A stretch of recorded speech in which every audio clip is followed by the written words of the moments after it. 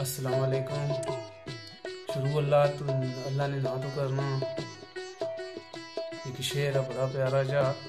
अल्लाह अल्लाह पुकारदा रो, अल्लाह अल्लाह पुकारदा रो, हरदम करसी तेरी हर मुश्किल आसान। अल्लाह कोई कमी नहीं इस दे खजानियां विच, ओ है कादर करीम रहमान। अल्लाह सिर्फ लायक इबादत है जात उस दी, क्यों जे माल कर दो जहान। अल्लाह करसी मुश्किलां सब आसान आबद, खै मुश्किल को शाज शान। अल्लाह सुभान अल्लाह। मेरी मौत दा किस्सा अजीब जिया, मेरी मौत दा किस्सा अजीब जिया, बाद दफन दे सब नू सुना देना।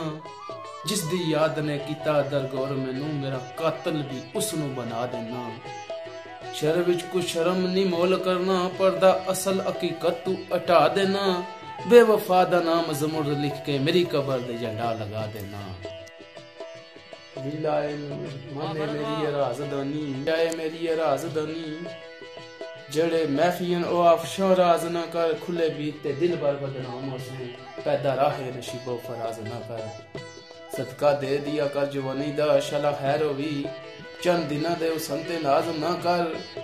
पर टूट जा सनी परवाज आले, एडी ऊंची परवाज शहबाज न कर। क्या बात है जी, क्या बात है। आ मुड़ हवा बने देश वे हैं, आ मुड़ हवा बने देश वे, शायद रुत सहानी को याद आवी। किते बचपन ने ऐदो पैमान नाले, भुलिया किसा कहानी को याद आवी। फेरा पांदे दादा ने मारिया वाल, छोड़ी हुई निशानी को याद आवी। राकब शौकी उसनो गुरूर अंदर, लुटी हुई जवानी को याद। क्या बात है जी, क्या बात है। राकब लुटी हुई जवानी को